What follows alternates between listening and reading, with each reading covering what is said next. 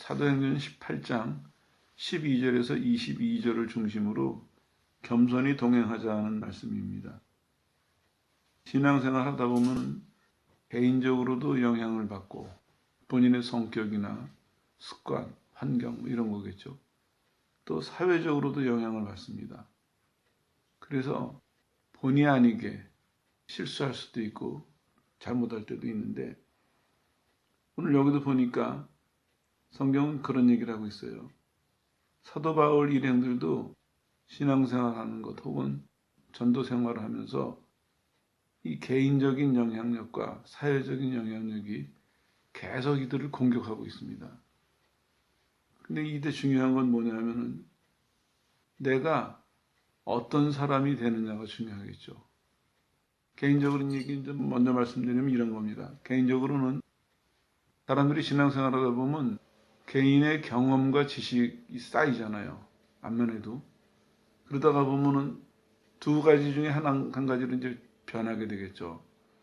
어떤 사람은 더 신앙적으로 되는 사람이 있고, 더 인간적으로 되는 사람이 있고, 다시 말씀드리면은 더 신앙적으로 자라나는 사람이 있고, 아니면 더 자기 자신이 강해지는 사람이 있고, 이런 차이가 있습니다. 이거를 우리가 좀 심각하게 생각을 해야 돼요. 이거를 생각하지 않고 지나다 보면은 본인이 본인 모습을 못 보고 살아요. 예를 들면 이런 거죠, 이제. 성경을 배운다 했을 때, 우리 생각하기로는 생각만 한다면, 성경을 배우면은 이 사람 믿음이 좋아지겠구나. 신앙생활도 잘하겠구나. 이게 정상이겠죠. 근데 현실은 어떻습니까? 현실은 결과는 정반대예요. 성경을 공부했는데 우리가 막연히 알고 있던, 피상적으로 알고 있던 신앙이 좋아지는 사람보다는 성경을 공부했는데 신앙이 나빠진 사람이 훨씬 많다는 거예요. 이건 왜 이런 문제가 생겨나냐면은 경험과 지식을 통해서 신앙이 세워진 것이 아니라 자기가 세워졌기 때문입니다. 이 영향력을 사람들은 별로 심각하게 생각하지 않는데 여기 눈을 뜨고 이걸 분별할 수가 있어야 됩니다. 사회적인 것도 마찬가지예요. 오늘도 이제 그런 얘기가 여기 등장을 하는데 살다가 보면은 특별히 선교하는 사람들은 자기네 나라에서 하는 것이 아니라 외국에 나가서 하는 거거든요. 문화나 또 경제적인 상황이나 환경이나 그 밖에 여러 가지 문제가 국내에서 일하는 것보다는 더 복잡하고 더 변화무쌍합니다. 이때 이제 중심을 잡지 못하면은 그러면은 그냥 그 사회적인 소용돌이에 휘말려 가지고 끌려가는 거예요. 이게 막연한 얘기가 아닙니다. 코비드만 해도 그래요. 전염병이 있어서 세계적으로 도니까 처음에는 전염병이 문제였습니다. 병으로 사람들이 죽냐 사느냐가 문제였는데 시간이 지나가다 보니까 경제에 영향을 미쳐요. 사회에 영향을 미쳐요. 그리고 교회도 예외일 수가 없었죠. 교회도 영향을 미칩니다. 우선 모이는데 영향을 미치죠. 개인들의 신앙에 영향을 미치죠. 경제적인 상황이 바뀌니까 그것도 또 신앙에 영향을 미치죠. 뭐 정확한 통계는 아니지만 들리는 말에 의하면은 코비드 때문에 한국 교회 같은 경우 교인들이 많이 줄었대요. 이게 무엇을 의미하고 있습니까? 이게 일시적인 현상이 아니에요. 넓게 보면은 우리는 벌어지는 일들, 개인이나 사회적인 영향을 받고 산다 하는 것에 대한 증명이고 또 좁게 본다면 그게 우리의 속모습이었습니다. 그전에는 우리가 교회만 예를 들더라도 우리는 1200만 성도들, 몇만 교회 이렇게 했는데 실제로 시련이 한번 닥치고 나니까 어떻게 됩니까? 시련의 시간이 한번 아직 지나가지도 않았죠. 많이 줄었대요. 문 닫는 교회들이 많대요. 작은 교회들 같은 경우는. 이게 논리적으로 이해가 안 가는 얘기거든요. 우리는 영원한 생명을 바라보고 가는 사람들인데 경제적인 문제가 전염병이 이거를 무참하게 짓밟아버리게 뒀어요. 그리고 아무 대책도 없습니다. 각성하지도 않습니다. 각자 이 어려운 시기에 각자 살아남기 바빠요. 남을 돌아볼 겨를이 없습니다.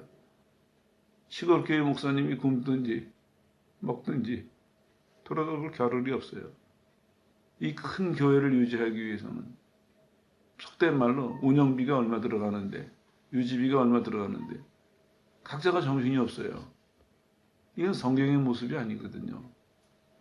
오늘 드리는 말씀이 막연한 남의 얘기가 아닙니다. 실제로 우리가 겪고 있는 문제고 극복해야 될 문제입니다. 바울의 일행도 그런 일을 오늘 겪고 있습니다. 결론은 바울은 잘 이걸 통과했습니다. 왜 그럴 수 있었느냐? 그거는 자기에 대한 의식이 분명했습니다. 내가 누군지. 이게 분명하니까 바울은 개인적인 문제가 자기한테 영향을 주려고 할 때도 사회적으로 영향을 주려고 할 때도 자기를 지킬 수가 있었습니다. 하나님의 부르심을 따라갈 수가 있었어요. 근데 자기 의식이 분명하지 않은 사람은 이건 이제 다른 식으로 표현하면 자기 신앙이라고 해야 되겠죠. 자기 신앙이 분명하지 않은 사람은 영향을 받을 수밖에 없어요. 어떤 사람은 신앙대로 하고 싶어도 약하니까 굽히게 되고 어떤 사람은 신앙이 없으니까 아예 도망가 버리고 그건 이제 오늘 오후에 기도의 시간에 다시 말씀을 좀 더 드리고 본문으로 들어갈게요. 바울은 자기가 누군지를 분명히 이해했어요. 이렇게 얘기를 해요. 나는 그리스도의 종이다. 내가 누군지를 알았어요. 이 종이다 하는 얘기는 당시의 그 사회적인 개념으로서는 나는 예수님의 노예다, 소유다 이런 얘기입니다. 나는 예수님의 통치를 받고 산다. 나는 예수님께 충성해야 된다. 이런 의미예요. 그는 자기가 누군지를 분명히 이해했어요. 믿을 때도 이해했고 계속 신앙생활하면서 자기가 누군지에 대한 자기의식이 잘 자라났습니다. 그러다가 보니까 하나님의 부르심에 충실했어요. 미리 살짝 말씀드리면 예수님이 다메섹에서 그를 만났을 때 뭐라 그러셨어요? 너가 내 복음을 전하기 위해서 환난을 많이 겪을 것이다. 예고하셨거든요. 충실했어요. 환난 속에서도. 그 다음에 어떠한 곳이든 인도하시는 대로 따라갔습니다. 인도하시면 순종했죠. 작은 일에도 진실하게 일을 했어요. 바울은 많이 배운 사람입니다. 유대인 사회에서도 알아주는 유능한 사람이었어요.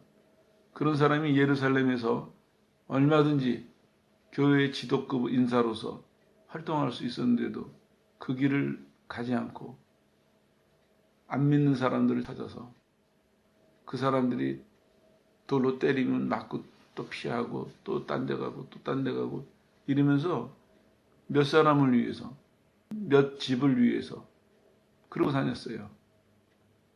이게 사람들이 이해하지 못하는 부분이에요. 아니 당신같이 유능한 사람이 돌아다니는 시간에 다 모아가지고 한 군데서 후진을 기르면 얼마나 유익하겠냐. 별의별 소리가 다 들려왔을 거예요. 그렇게 하지 않았습니다. 본인은 성령의 인도심을 따라야 되니까 충실하게 따라갔습니다. 알아주지 않아도 그 길을 갔었고 사람들이 호응하지 않아도 그 길을 갔습니다. 자기가 그거 하는 것에 대해서 박수 쳐주는 사람이 없어요. 그런데도 바울은 그 길을 갔습니다. 그리고 은밀하게 온 마음을 다 바쳐서 하나님이 부르신 이 부르심에 충성하고 있었습니다. 이러한 자의식이 분명했기 때문에 오늘 바울에게 벌어지는 일들을 살펴보십시오. 재판자리에 끌려가요. 그때 이제 아가야 지역의 총독이 갈리오라는 사람이었는데 재판자리에 끌고 가서 유대인들이 바울을 고소를 해요. 이 사람들은 이제 바울이 싫으니까 지금까지도 계속 괴롭혔잖아요. 싫으니까 그 사람들이 어떻게 고소를 하냐면 종교적인 문제를 정치적인 문제로 고소를 해요. 이게 바울에게는 상당히 위험한 일입니다. 왜냐하면은 로마가 다스리는 지역에서 이제 반란과 폭동이 많이 일어나거든요. 로마가 굉장히 넓은 지역의 여러 민족을 다스리다 보니까 유대인뿐만 아니라 반란이 많이 일어나요. 조금만 기회가 보이면은 독립하겠다고 반란하고 그래가지고 그게 한동안 로마 골칫거리가 되고 그러거든요. 49년에도 그런 종교적인 문제로 인해서 소요가 났었습니다. 소동이 일어났었어요. 이런 배경을 가지고 그 사람들이 어떻게 고소를 하냐면은 바울은 분명히 모세의 법과 은혜를 얘기하고 있는데 이걸 싹 바꿔서 로마법을 어기라고 선전하고 다닙니다. 이렇게 종교적인 문제를 정치적인 문제를 바꿔서 고소를 해요. 그리고 고소하는 태도들도 보면요. 이 사람들 얼마나 악한지가 나와요. 여기 번역 성경에 우리 성경에 보면은 바울은 재판 자리에 데려가서 13절에 보니까 말하되 이렇게 말하는데 이 말은 사실은 안 해도 될 소리예요. 왜냐하면 이 뒤에 이 사람들이 하는 말 속에 헬라어 문법적으로 보면은 이 소리가 포함되어 있거든요. 근데 일부러 요 단어를 썼어요. 이 사람이 말하되 이렇게. 이거를 번역이 좀 약하겠는데 이놈이 말했다. 요 말을 말할 때마다 거듭 소리치면서 총독한테 이제 죄를 들춰내는 거예요. 벌 주라 이런 얘기죠. 그리고 권한다는 얘기도 번역을 해보면 이런 얘기입니다. 사람들을 부추기고 있다. 선동하고 있다. 데모를 일으키려고 하고 있다. 좀 전에도 말씀드렸지만 로마가 다스리는 지역에서 로마인들이 제일 신경을 곤두세우고 있는 것이 이 데모예요. 데모가 일어나면 사회가 안정이 안 되고 정권이 흔들리거든요. 그러니까 데모하는 사람들에게는 가차 없습니다. 다른 법도 물론 엄하지만 제일 엄하게 다루는 법이 데모 일으키는 거거든요. 그런 죄인이다 하고 이제 바울을 고소를 해요. 이 장면이 참 재밌게 이어집니다. 14절에 보니까 바울이 입을 열고자 할 때, 바울은 이제 자기 변명해야 되잖아요. 바울이 입을 열고자 할 때, 아무 말도 안 했어요, 아직. 근데 뭐라 하냐면, 총독이 먼저 말을 해요. 총독이. 뭐라고 말을 하냐면요. 뚜렷한 범죄 혐의가 없으니까 재판 안 한다. 가라. 이래요. 총독이 먼저. 성령의 역사죠. 예수님이 제자들에게 뭐라 그러고 떠나셨어요. 너희가 나를 전도하다 보면은 너희가 높은 사람 앞에 끌려갈 수도 있고 위험하거나 어려운 환경에 놓일 수도 있다. 그때 두려워하지 말아라. 왜냐하면 성령이 너희들에게 할 말을 주실 것이다. 이렇게 약속하셨거든요. 오늘 이 장면을 보니까 물론 그 큰 약속 속에 포함되어 있는 거지만 참 재미있는 게 바울이 입을 열어서 말하려고 하는데 총독이 지금 재판을 하는 총독이 먼저 이거 재판을 꺼려 안 돼. 가. 이러고 있습니다. 만약에 너희가 이 지방 법을 어겼다면은 혹은 로마 법을 어겼다면은 근데 재판해 준다. 근데 너희들의 종교 문제, 너희들의 언어 문제, 너희들의 관습 문제 그건 너희들끼리 알아서 해라. 그 문제 가지고 나보고 재판해 달라고 하지 말아라. 난 그 일엔 간섭 안 하겠다. 이렇게 얘기하고 있습니다. 그러니까 이 사람들이 이제 어떻게 해야 되겠어요? 아마 기록으로 봐서는 얼른 물러나가질 않은 것 같아요. 그랬더니 16절에 보니까 이 총독이 저희를 쫓아냈다. 강제로 몰아내버렸습니다. 나가라고. 재판하러 간 사람들이 무색하게 된 거예요. 그 사람들이 바울이 전도를 못하게 바울을 괴롭히려고 재판을 시작하려는데 근데 요전에 무슨 일이 있었습니까? 예수님께서 바울에게 뭐라고 말씀하셨어요? 내 백성이 여기 많다. 그러니까 너 여기서 견뎌라. 말씀하셨거든요. 이제 바울은 그게 명령이에요. 명령을 받았는데 그 명령을 못 지키도록 쫓아내려고 아니면 이제 감옥에 가두려고 유대인들이 재판을 걸었어요. 참 놀랍죠. 재판장이 재판 안 한다고 쫓아내버렸습니다. 여기서 정리를 좀 하고 갈게요. 우리가 하나님과 겸손히 동행해야 될 이유가 바로 여기에 있습니다. 하나님께 정말 맡기는 사람은요, 뭘 보냐면 하나님의 역사하심을 보게 됩니다. 하나님의 역사하심은 아무도 막을 사람이 없어요. 하나님이 바울에게 분명히 말씀하셨거든요. 이 지역에서 전도해라. 구원받아야 될 사람이 많다. 분명히 말씀하셨어요. 근데 이제 상황을 한번 우리 쪽으로 생각을 해보세요. 어떤 사람이 그 명령을 들었어요. 그래서 그 명령을 들었을 때는 기분이 좋았어요. 용기도 났고, 많구나. 그래서 전도하면 많은 사람 전도할 수 있겠구나. 해야지. 막 그랬어요. 근데 그 명령을 듣고 막 결심을 하자마자 당장에 벌어진 일이 뭐냐면 전도하는 것 때문에 지금 재판받게 생겼어요. 감옥에 가게 생겼어요. 이 사람 바울이 감옥만 간 게 아니라 그거 전도하는 것 때문에 여러 번 매맞고 재판받아가지고요. 감옥에 갇혀 있기도 하고 그런 일을 여러 번 겪은 사람이거든요. 근데 똑같은 일이 벌어진 거예요, 지금요. 그랬을 때 만약에 도망가거나 만약에 굴복을 했다면 어떻게 됐겠습니까? 거기서 실패하고 말았겠죠. 근데 끝까지 하나님 명령을 따라서 자기에게 주어주신 그 명령을 지키려고 했더니 하나님이 역사하시는 거예요. 하나님이. 이 차이는 이겁니다. 우리가 신앙생활할 때 혹은 주의 일을 할 때 늘 우리에게는 장애물이 있습니다. 근데 개인적인 장애물이 있죠. 아까 말씀드린 것처럼 본인의 성격이나 습관이나 본인이 가지고 있는 조건이나 이런 것이 장애물이 될 수가 있어요. 그걸 사람들은 심각하게 생각하고 두려워해요. 또 사회도 마찬가지입니다. 사회도 선교사들 같은 경우 보면 어느 지역을 갔더니 거기는 하나님에 대해서 너무 강팍한 마음이에요. 근데 참 전하기 어렵거든요. 또 아주 법이 전도하면 지금 러시아에서 종교법을 핍박하고 있는데 모여서 예배드리거나 전도하면 잡아간다. 법이 그렇게 공포가 될 수도 있어요. 그때 이제 어떻게 할 거냐 이겁니다, 우리가. 제일 좋은 거는요, 하나님의 인도하심에, 하나님의 뜻에 겸손히 따라가는 것입니다. 여기서 정리할 필요가 있는 게 사람들은 이렇게 생각해요. 무슨 일이 생기면은 자꾸 자기가 판단을 해요. 이따가도 이제 그 얘기가 나올 텐데 자기가 판단을 해요. 상황이 이렇구나. 조건이 이렇구나. 이렇게 돼야 되는데 혹은 이렇게 되겠구나. 자기가 판단하고 자기가 결정을 해요. 여기 같은 경우도 그럴 반응이 얼마든지 나올 수 있습니다. 우리는 신앙생활하면서 사소한 문제도 우리가 판단을 해요. 우리가 결정을 하고 그러고는 그거를 이루어 달라고 기도해요. 하나님 앞에. 결론을 내가 다 내려놓고. 그러니까 차이가 뭐냐면은 하나님께 다 맡긴 사람은 매 순간 하나님이 역사하시는 것을 보고 가는데 우리는 그 하나님께 다 맡기는 고만한 믿음이 없어요.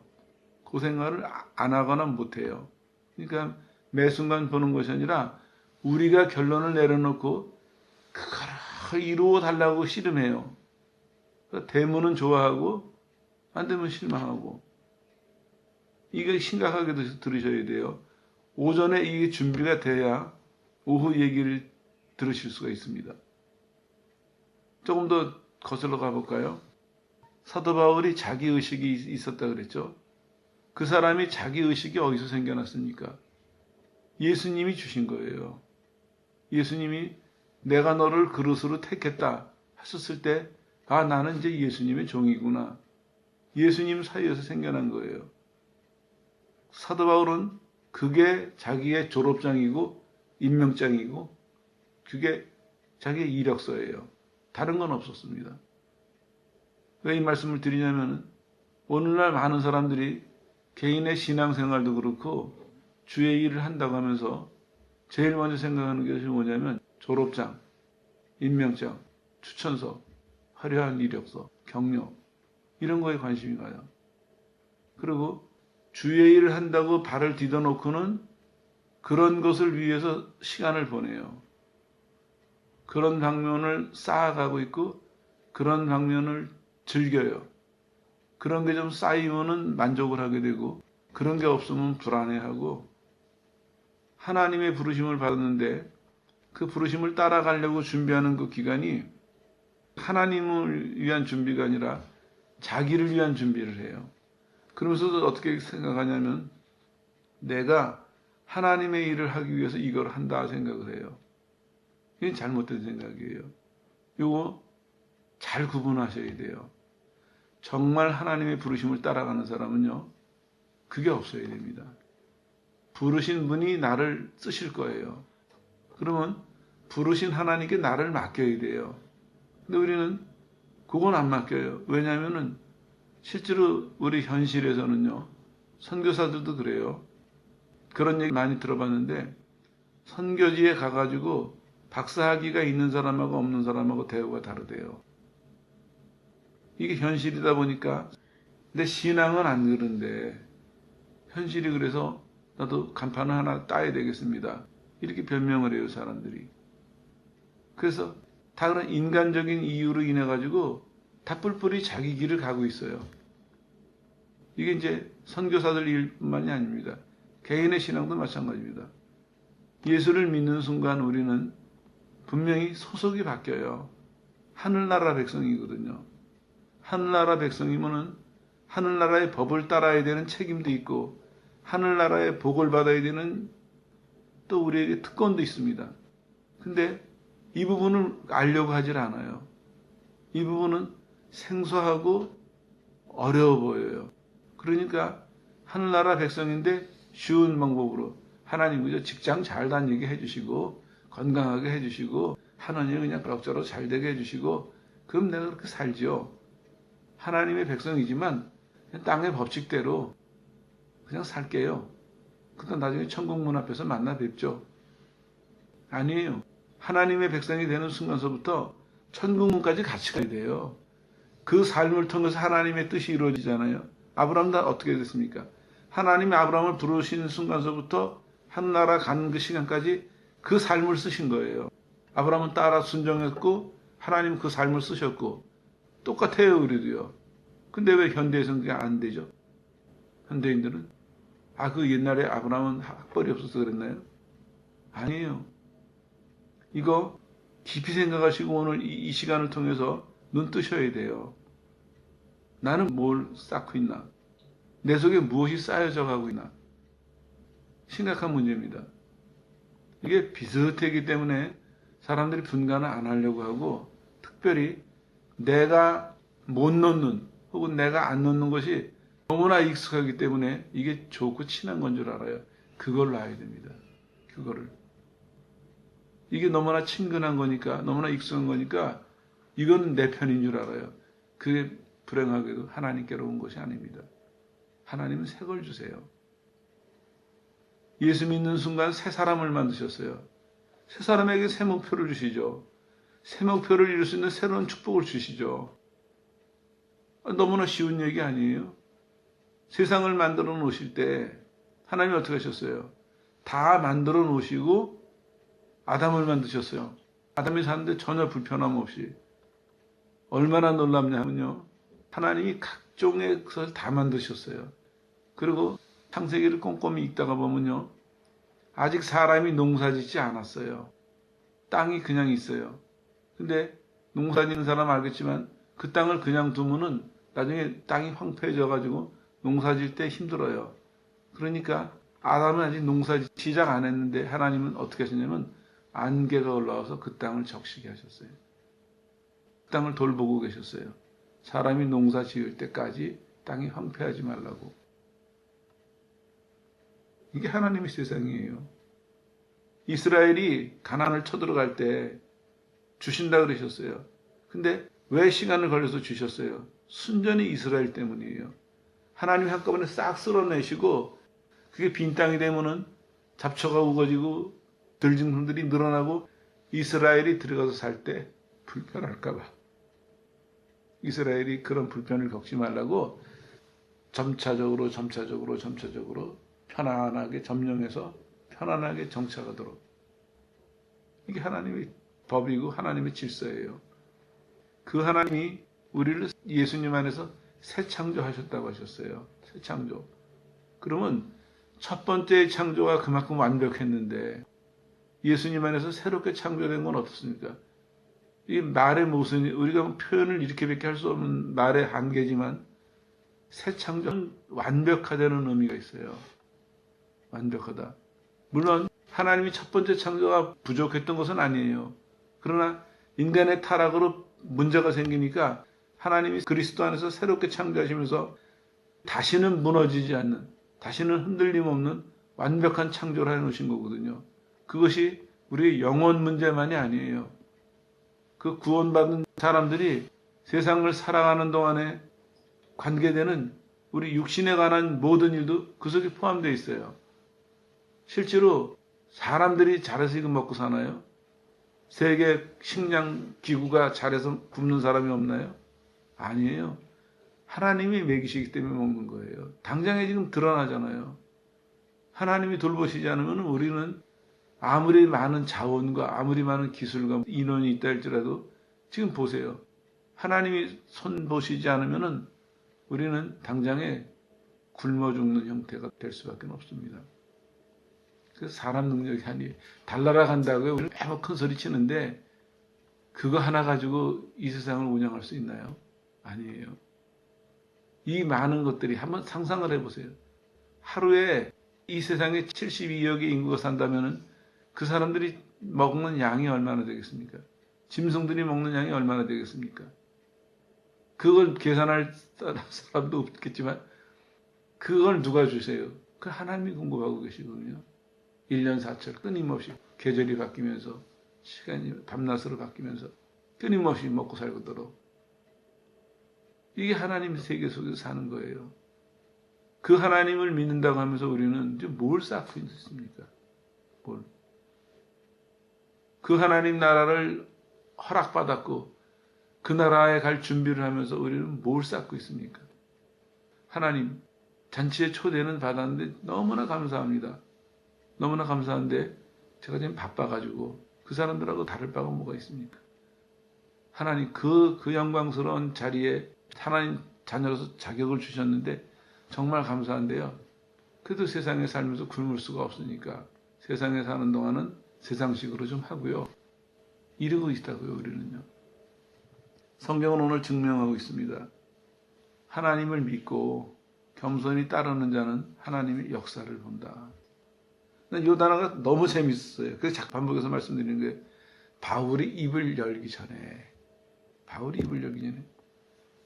지금 모함을 받아가지고 그것도 정치적인 모함을 받아가지고 까딱하면 사형입니다. 이거는. 위급한 순간이에요. 사형이 아니더라도 과거에처럼 많이 얻어맞거나 감옥 생활을 오래 하거나 이래야 될 형편이거든요. 근데 바울이 입을 열기 전에 하나님이 총독의 입을 열으셔서 재판 안 한다. 가라. 쫓아냅니다. 그러고 나니까 이제 바울이 거기서 또 전도를 하죠, 이제. 그리고 여기 보니까 전도하면서도 바울의 모습이 우리한테 이런 것을 얘기해 주고 있습니다.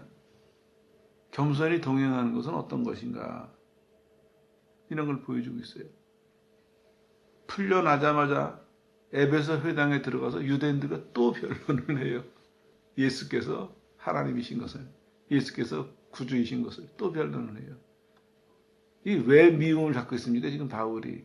그것 때문에 미움받는 거거든요. 예수님이 하나님이라는 얘기에서 미움받는 거거든요. 조금 전에 재판장에 끌려갔다 왔어요. 그런데도 풀려나오자마자 또 유대인들하고 회당에 만나서 뭘 얘기합니까? 또 그 얘기해요. 나는 이거 멈출 수가 없다. 또 유대인들하고 변론을 합니다.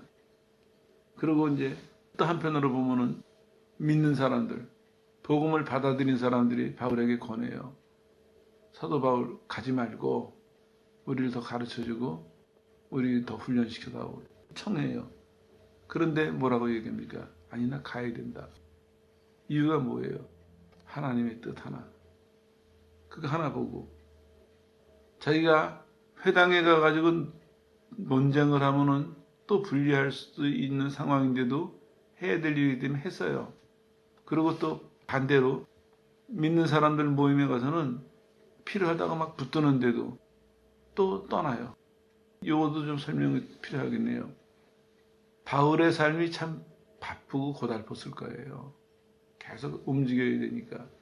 그런데 어느 지역에서 부흥도 되고 전도하니까 사람들이 늘어나기도 해요. 사람들도 좋아해요. 또 있으라고 붙잡고. 그럼 인간적으로 봐서는 조금 있고 싶을 수도 있거든요. 여기서 좀 조금 쉬었다가 노는 거 아니니까. 안 그래도 사람들 많이 모이고 이 사람들도 교육해야 되고 훈련해야 되고 이 사람들도 청하고 뭐 안 있을 이유가 없잖아요. 본인도 좀 쉬면서 정비를 해서 다음 계획을 세우고 거절할 이유가 없어 보여요. 그런데도 바울은 이 표현이 그랬는데요. 허락지 아니하고 하는 얘기가 정확하게 보냐면 단호하게 절대로 안 된다. 이렇게 거절하고 있습니다. 이게 왜 이러냐면요. 바울은 지금 하나님의 인도하심을 겸손히 따라가고 있습니다. 그러니까 내가 가는 길이 험해 보여도 자기는 거절할 수가 없습니다. 내가 가는 길에서 어떤 편안함이 나를 유혹해도 거기에 머물 수가 없어요. 왜냐? 하나님의 손길을 따라가야 되니까. 이게 겸손의 동행입니다. 하나님의 손길을 따라간다는 얘기는 꼭 겸손히를 넣어야 될 것 같아요. 겸손이라는 단어를. 왜 이걸 말씀드리냐면요. 이 얘기 전체를 연결해 보면 그런 얘기입니다. 신앙생활 혹은 봉사생활 하면서 사람들이 주의 일을 한다고 해요. 근데 어떻게 하냐면은 겸손이가 빠졌어요. 주의 일을 열심히 해요. 많이 해요. 오래 해요. 근데 뭐가 아쉽냐면은 겸손하지가 않아요. 그러니까 본인이 갖는 열매도 별로 없어요. 이게 왜 차이가 나냐면요. 하나님의 나라는 하나님의 말씀은 하나님의 법대로 따라가야 되거든요. 근데 하나님의 말씀이나 하나님의 인도하심을 겸손하지 않은 상태에서 따라간다는 것은 오히려 그건 잘못 따라갈 수도 있습니다. 잘못된 결과는 당연한 거고요. 우리 오늘날 신앙생활이나 봉사생활을 보면은 이 겸손이라는 이 부분이 빠졌기 때문에 우리가 생각하는 결과랑 틀린 결과들이 자꾸 우리 삶 속에서 부딪혀 오는 거예요. 그때 우리는 빨리 깨달아야 됩니다. 나한테 뭐가 빠져 있나? 나한테. 열심도 있고 확신도 있고 노력도 하는데 나한테 뭐가 빠져 있나? 왜 이런 결과가 올까? 그건 딱 한 가지예요. 겸손하지 않아서 그럽니다. 쉽게 표현해가지고 고개를 숙이고 다니면 안 부딪힐 텐데 고개를 쳐들고 다녀보세요. 가는 곳마다 부딪힐 거예요 아마. 그런 겁니다. 내 마음이 내 목이 아니라 내 마음이 늘 높이 올라가 있으면은 가는 것마다 부딪히고 하는 일마다 부딪힐 겁니다. 그건 뻔한 결과거든요. 같은 맥락입니다. 오늘 이 바울의 태도를 보면서 특별히 강조하고 싶었던 것이 바로 그것입니다. 경험과 지식이 늘어날 때 바울의 일행은 더 겸손해졌습니다. 경험과 지식이 늘어날수록 하나님을 알아갔으니까 하나님을 알아가니까 그 하나님 앞에 겸손해질 수밖에 없는 것이죠. 이게 꼭 필요합니다. 이 과정을 익숙해야 되고 이 과정을 끝까지 유지해야 됩니다. 많은 사람들이 시작할 때 잠깐 경험하다가 돌아서거나 아니면 어떤 사람은 시작할 때 그때마저도 배우지 못하고 시작한 사람 많습니다. 그 본인이 나서서 해요. 확신이 넘치죠. 열심히 넘치고. 근데 문제는 과연 성경에 기록된 이런 결과들이 나왔느냐? 그건 아니에요. 우리는 이 심각한 문제를 지금 눈앞에 두고 있는데 왜 이걸 말씀드리냐면 여기서 고치지 않는다면 더 벗어날 거거든요. 여기서 멈추지 않는다면 이제는 통제할 수 없는 상황으로 그쪽으로 벗어나 버릴 수도 있거든요. 사단이 성경 뭐라고 사단을 얘기하고 있습니까? 자기 길을 벗어난 자라고 설명하고 있어요. 자기 위치를. 이게 심각한 얘기입니다. 사단은 우리를 충동해서 하나님 앞에서 우리의 위치를 자꾸 벗어나게 유혹해요. 죄라는 게 그거잖아요. 하나님의 길을 벗어나게 해요. 하나님이 정해놓으신 위치를 벗어나게 해요. 근데 사람들은 그걸 심각하게 생각하지 않더라고요. 왜냐하면 내가 가야 되는 길을 집중하지 않으니까. 차 운전할 때도 그래요. 아무리 밤이라도요. 내가 가야 되는 길을 집중하고 가는 사람은 좌우 잘 맞춰서 갈 수 있습니다. 대략 가는 사람은 비틀비틀 가거든요. 신앙생활도 똑같습니다. 하나님과 인도하심, 이 두 기둥을 붙들고 그 기둥 사이에 서서 온 마음을 다해서, 온 마음을 다하려면 내 생각 없어야 되거든요. 내 방법 없어야 되거든요. 내가 거기 맡겨야 되거든요, 나를요. 하나님의 뜻과 하나님의 인도하심이라는 이 두 기둥 사이에서 온 마음을 바친 사람, 겸손해진 사람, 그 겸손함을 유지하는 사람은요, 절대로 좌우 부딪히지 않습니다. 그 사람은 오히려 어떤 역사를 보냐? 하나님이 앞서가시면서 역사하세요. 하나님 똑같은 분이에요. 과거나 현재나 미래나. 그러면 이스라엘도 실제로는 이스라엘이 같습니까? 아니에요. 하나님이 그들을 데려가셨어요.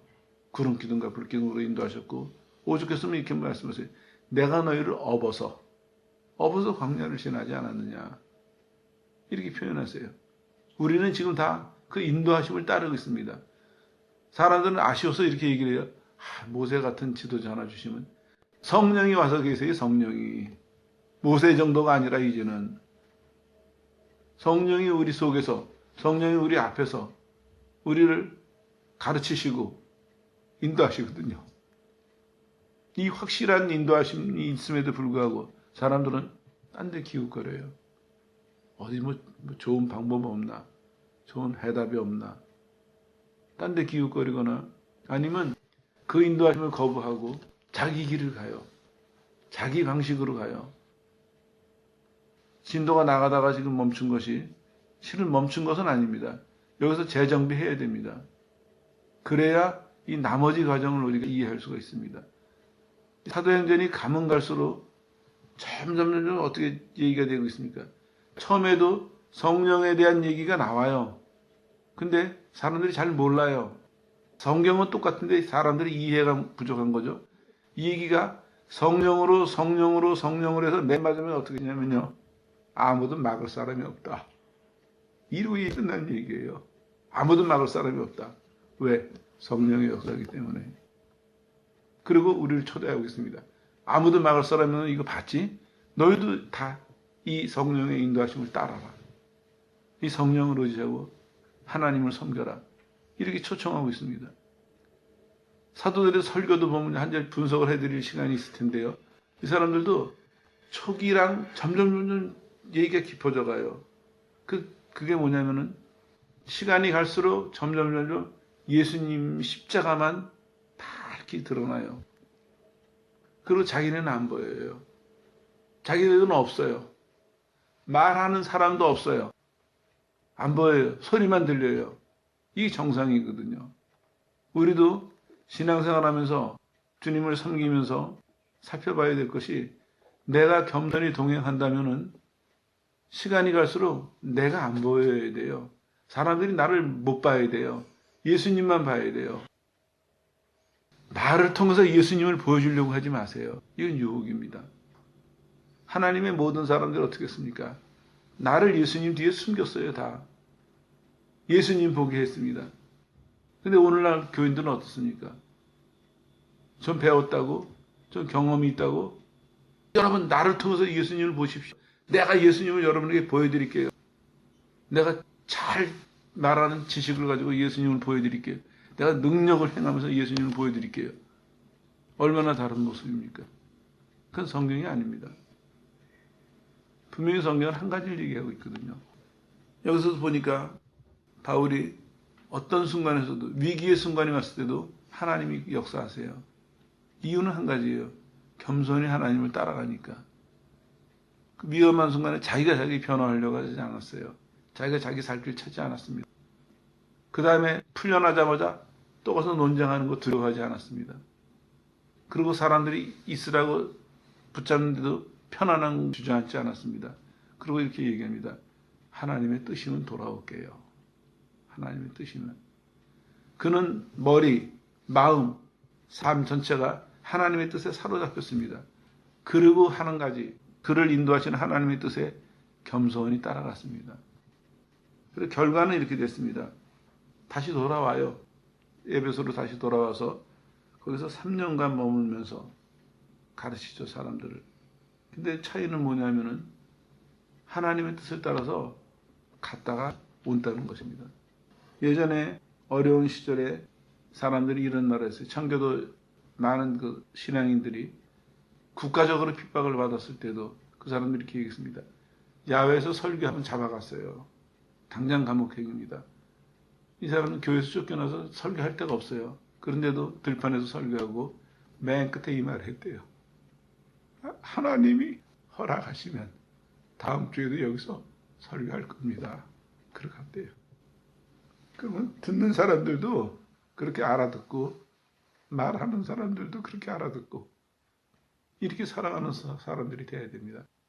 내 인생도 내 신앙도 내 봉사도 하나님이 허락하시면 다음 주에도 내가 이것을 할 것이고 나는 거기에 있어야 됩니다. 하나님의 뜻에 하나님의 인도하심에 나를 맡기고 그냥 겸손히 맡겨놓으면 하나님이 허락하시면 내가 다음 주에도 말할 것이고 내가 너무너무 말하고 싶은 마음이 중요한 것이 아니라 사람들이 나보고 말하라고 하는 그 간절한 요청이 중요한 것이 아니라 하나님이 허락하시면 여기다가 모든 것을 다 담아놓고 그걸 지켜나가는 그런 성도들이 되셔야 됩니다. 그럴 때 여러분들은 사도 바울 일행처럼 하나님의 손이 여러분의 앞서가시면서 역사하시는 걸 보게 될 것입니다. 아무쪼록 겸손히 동행하는 이 모습을 잘 배우셔서 여러분 삶도 하나님이 대신 말씀하시고 하나님이 대신 역사하시는 그런 성도들이 되시기를 주 예수 이름으로 축원합니다.